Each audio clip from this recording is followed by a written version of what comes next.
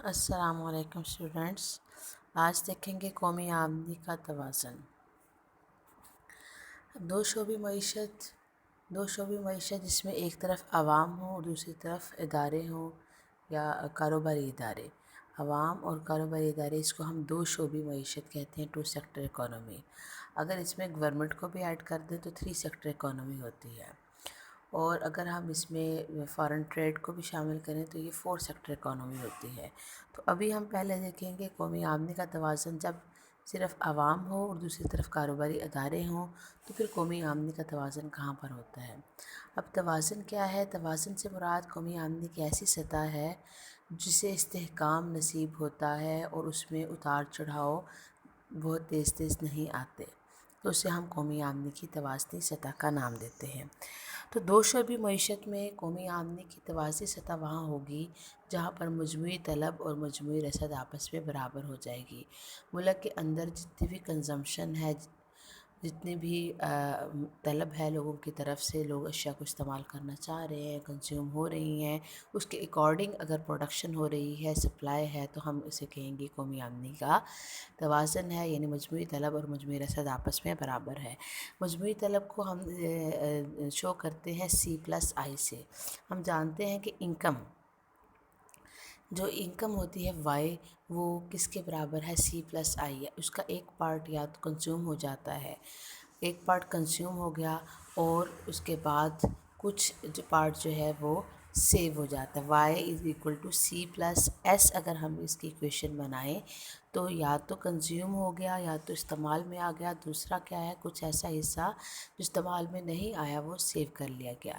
دوسری طرف کینز کا کہنا ہے جو بھی سیونگ ہیں وہ ساری کی ساری انویسٹ کر دی جاتی ہیں۔ Savings are always equal to the investment. تو لوگ سیو کرتے ہیں انویسٹ کرنے کے لیے۔ تو اگر ہم سیونگس کو، اور پھر ہم کہہ سکتے ہیں کہ S is always equal to investment. جب savings always equal to investment ہیں تو ہم پھر اس کو سبسٹیٹیوٹ کر سکتے ہیں، ایس کو آئی کے ساتھ، تو ہم کہہ سکتے ہیں Y=C+I۔ تو جب اس قسم کی ایکویشن ہوگی تو ہم اس کو تو یہ مجموعی طلب کہلائے گی۔ Y=C+I مجموعی طلب ہوگی اور Y=C+S مجموعی رسد کو شو کرے گی۔ تو جہاں پر یہ دونوں آپس میں برابر ہو جائیں گے وہ قومی آمدنی کا توازن ہوگا۔ قومی آمدنی کا توازن کا معلوم کرنے کے 2 طریقے ہیں، ایک مجموعی طلب برابر ہے مجموعی رسد کا طریقہ، اور دوسری طرف سیونگس برابر ہیں انویسٹمنٹ کے، S=I طریقہ۔ تو پہلے ہم دیکھیں گے مجموعی طلب اور مجموعی رسد کا طریقہ کیا ہے۔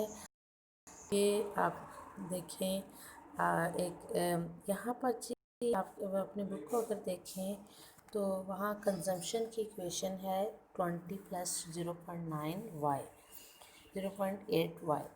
اب کنزمپشن کو اگر ہم دیکھیں تو کنزمپشن کے بھی 2 پارٹس ہوتے ہیں۔ کنزمپشن کی آپ جب ایکویشن جو اس کی معیاری ایکویشن ہے وہ C0+CY۔ اب یہ جو 20 ہے یہ کانسٹنٹ پارٹ ہے، یہ اس کنزمپشن کو شو کرتا ہے جو انکم سے افیکٹ نہیں ہو رہی۔ انکم سے افیکٹ نہیں ہو رہی کیونکہ اگر کسی پرسن کی انکم 0 ہو تو بھی کنزیوم کرتا ہے، کنزمپشن جاری رہتی ہے۔ ایک شخص کچھ نہیں کماتا لیکن وہ خرچ ضرور کرتا ہے۔ خرچ کیسے کرتا ہے؟ جیسے آپ لوگ جیسے اسٹوڈنٹس ہیں، وہ کمانے کے سٹیج میں نہیں ہوتے تو ان کے پیرنٹس ان پر خرچ کر رہے ہوتے ہیں، ان کی انکم 0 ہوتی ہے لیکن ان کی کنزمپشن 0 نہیں ہوتی۔ اسی طریقے سے ایک شخص محتاج ہے، معذور ہے، کما نہیں سکتا لیکن وہ کنزیوم کر رہا ہے، کھانے پینے کے اخراجات اس کے کچھ اور لوگ پورے کر رہے ہوں گے۔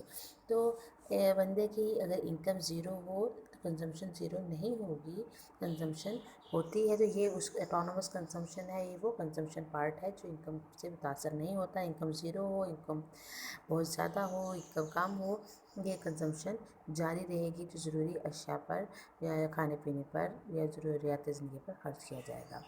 اس کا دوسرا پارٹ ہے +0.8Y۔ اب یہ جو پارٹ ہے it is called the MPC۔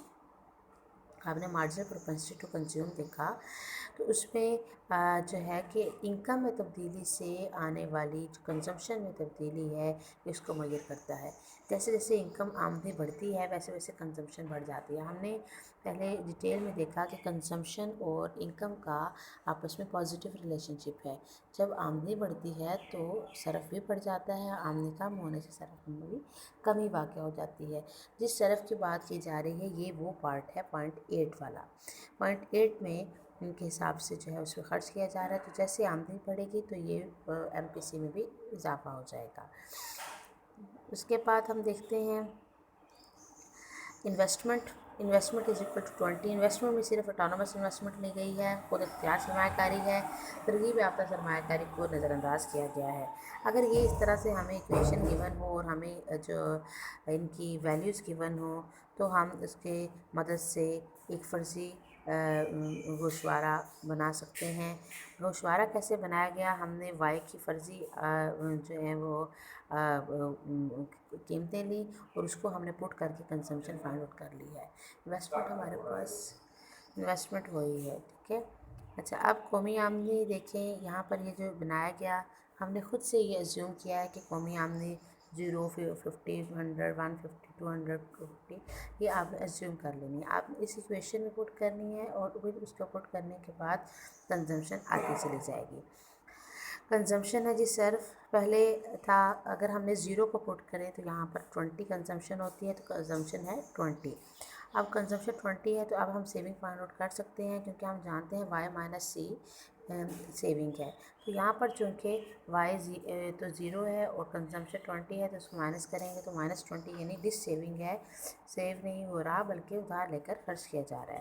Investment اب جانتے ہیں اٹانومس ہے، انویسٹمنٹ تھرو آؤٹ سیم رہے گی، اور مجموعی طلب ہم جانتے ہیں C+I ہے، تو یہاں پر کنزمپشن پلس انویسٹمنٹ ہے۔ کنزمپشن ہماری 20 تھی تو انویسٹمنٹ بھی 20 تھی، 20 + 20 = 40 ہے، اور مجموعی رصد C+S ہے۔ 20 تھی ہماری کنزمپشن اور جو سیونگ تھی ہماری وہ تھی -20، تو یہ کینسل ہو گیا اور ہمارے پاس 0 آ گیا۔ اسی طریقے سے اگر انکم 50 ہو جاتی ہے کسی شخص کی، تو جیسے جیسے انکم بڑھتی ہے تو ہم جانتے ہیں کہ کنزمپشن بھی بڑھے گی، تو اس کی کنزمپشن اب بڑھ کر 60 ہو گئی، 20 سے 60 ہو جاتی ہے۔ تو اب بچت کتنی ہے؟ ابھی بھی ڈس سیونگ ہو رہی ہے، -10 ہے، بچت منفی میں ہے، سرمایہ کاری وہی رہے گی، اور اب ہم کیا اس کو جمع کریں گے C+I، سی ہمارے پاس اب 60 ہے اور انویسٹمنٹ ہمارے پاس 20 ہے تو 80 آ گیا، اور مجموعی رصد میں ہم دیکھیں گے تو وہ C+S ہے، سی ہمارے پاس 60 ہے، 60 ہے، اور جو سیونگ ہے وہ -10 ہے، تو اس طرح سے 50 جو ہے وہ ہمارے پاس مجموعی رصد آ گئی۔ پھر کرتے 100 ہو جائے آمدنی تو کنزمپشن بھی 100 ہو گئی، تو اس کا مطلب بچت 0 ہے، سرمایہ کاری 20 تھی، مجموعی طلب 120 ہو گئی، اور مجموعی رصد جو ہے وہ 100 ہو گئی۔ کرتے کرتے جیسے جیسے آمدنی بڑھتی چلے جائے گی، دیکھیے 150 ہوئی تو کنزمپشن بھی بڑھی، تو اب سیونگ بھی بڑھنا شروع ہو گئی، پہلے نیگیٹو میں تھی سیونگ، اب پازیٹیو میں آ گئی، اور اس طرح سے مجموعی رصد میں بھی اضافہ ہوا۔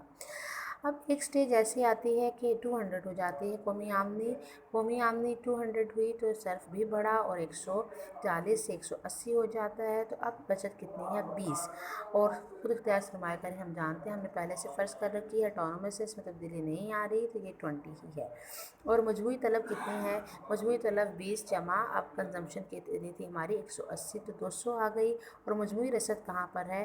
مجموعی رصد کنزمپشن ہماری 180 ہے اور رصد جو بچت ہے وہ 20 ہے، تو دونوں مل کر ہماری 200 ہے۔ تو یہاں پر دیکھیں تو یہ قومی عارضی سطح کو شو کرتا ہے، یہاں پر طلب اور مجموعی رصد دونوں آپس میں برابر ہو گئیں، اور اسی طریقے سے بچت اور سرمایہ کاری بھی آپس میں برابر ہو گئی۔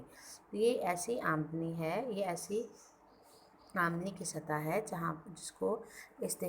جو توازن کو شو کر رہی ہے۔ یہاں پر S = I ہے، اور اسی طریقے سے C+I = C+S ہے، یعنی مجموعی طلب اور مجموعی رصد آپس میں برابر ہو گئی ہیں۔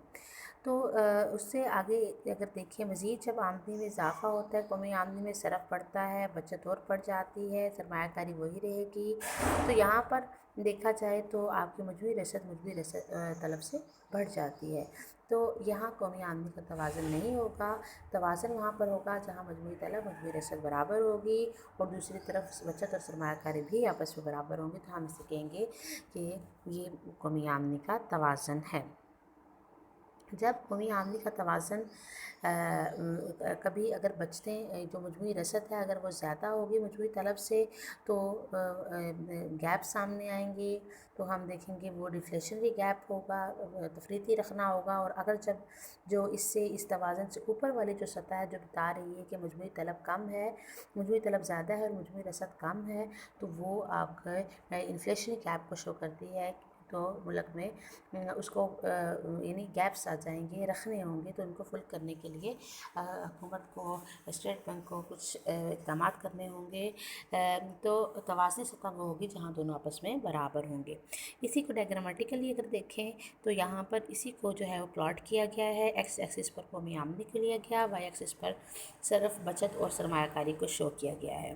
اور یہ جو ایک لائن ہے پہلے زیرو سے جو سٹارٹ ہو رہی ہے مبدا سے، اور اوپر کی طرف ہم لے کر کے یہ لائن جو ہے یہ شو کر رہی ہے سی پلس یہ آپ کی سی پلس ایس کو شو کرتی ہے، یعنی مجموعی رسد کا خط ہے، اس کے ساتھ مجموعی طلب کا خط ہے، اور ایک یہ سی ہے، سی جس میں صرف کنزمپشن ہے۔ تو کنزمپشن جب ہماری صرف تھی اور انویسٹمنٹ نہیں تھی تو 20 کے ساتھ ہو گیا، اور کنزمپشن جو ہے مجموعی رسد جو ہے وہ 0 ہے۔ تو یہاں پر دیکھیں آپ، یہ کنزمپشن ہے، جب ہم نے اس میں انویسٹمنٹ کو ایڈ کیا تو یہ اوپر شفٹ ہو گیا، سی پلس آئی ہو گیا۔ اور جہاں پر سی پلس آئی اور سی پلس ایس جو ہیں انہوں نے ایک دوسرے کو ملتے ہیں، وہ قومی آمدنی کے اعتبار سے سطح ہے، اور ای سے اس کو شو کیا گیا۔ یہاں پر یہ دیکھیں کہ یہاں جو آمدنی ہے وہ بھی 200 ہے، 200 کروڑ ہے، اور جو آپ کی سرمایہ کاری جو مجموعی رسد ہے وہ بھی 200 ہے۔ تو اس سے نیچے اوپر والا ایک پوائنٹ ہم کوئی بھی اگر لیں تو یہاں پر کیا ہے، قومی آمدنی 300 کروڑ ہے، جبکہ جو 250 ہے مجموعی رسد، تو اس کا مطلب ہے کہ وہ توازن نہیں ہے، توازن سے اوپر وہ نقطہ واقع ہے، اور اس کا مطلب یہ نقطہ یہ شو کر رہا ہے کہ جو کچھ بھی ملک کے اندر جو کچھ بھی خرچ پروڈیوس ہو رہا ہے وہ سارا کا سارا خرچ نہیں ہو رہا۔ رسد کا خط دیکھیں آپ، مجموعی رسد تو یہ ہے اور مجموعی طلب اس سے نیچے ہے، تو اس کا مطلب ہے کہ یہ گیپ ہے، مجموعی رسد زیادہ ہے، مجموعی طلب کم ہے، ملک کے اندر اشیاء خدمات زیادہ ہیں لیکن اس کو نہیں خریدا جا رہا، تو پھر کیا ہوگا، تو پیداوار کو کم کرنا پڑے گا، اس سے آمدنی میں بھی قیمتیں بھی گریں گی، تو آمدنی کو کم کر دیا جائے گا، ٹھیک ہے۔ اشیاء بن بکی پڑی رہیں گی، فرمیں اپنی پیداوار کم کریں گی، تو پھر جب آمدنی کم ہوگی تو دوبارہ وہ ہے کم ہوتے ہوتے وہ 200 کروڑ پہ آ جائے گی، تو یہ توازنی سطح ہے۔ اسی طرح سے اگر قومی آمدنی عارضی طور پر توازنی سطح سے کم ہو، جیسا کہ یہاں پر شو کیے گئے 100، اور اگر 100 کروڑ قومی آمدنی ہو تو یہاں سے دیکھا جائے تو مجموعی طلب جو ہے وہ 120 کروڑ ہے، تو اس کا مطلب ہے کہ اس میں کمی ہے، تو اشیاء پیدا کرنے والی جو فرمیں ہیں وہ جتنی طلب ہے اتنی رسد نہیں ہے، تو پھر وہ کیا کریں گی، وہ اشیاء کو پروڈیوس کریں گی تاکہ طلب کو پورا کر سکیں۔ جب اشیاء بڑھیں گی، اشیاء مزید پروڈیوس ہوں گی تو قومی آمدنی بڑھ جائے گی، 100 سے 200 پر آ جائے گی، اور اس طرح سے طلب بھی بڑھتی چلی جائے گی، ٹھیک ہے، اور توازن بحال ہو جائے گا۔ تو قومی آمدنی کا توازنی سطح وہ ہے جو اگر کسی وجہ سے اس میں بگاڑ آتا ہے، وہ اس توازن سے اوپر یا نیچے قومی آمدنی عارضی طور پر چلی جاتی ہے، تو کچھ قوتیں جو طلب اور رسد کی قوتیں ہیں انفیکٹ وہ خود بخود سرگرم عمل ہوتی ہیں، اور وہ خود بخود ہی اس توازن کو ایکویٹ کرتی ہیں، دوبارہ سے اس سطح پر لے آتی ہیں۔ یہ تھا مجموعی طلب اور مجموعی رسد کا طریقہ۔ اسی طریقے سے بچت اور سرمایہ کاری کا طریقہ ہے، یہ ہم دیکھیں گے نیکسٹ لیکچر میں۔ بچے آپ نے اس کو پریپیئر کرنا ہے،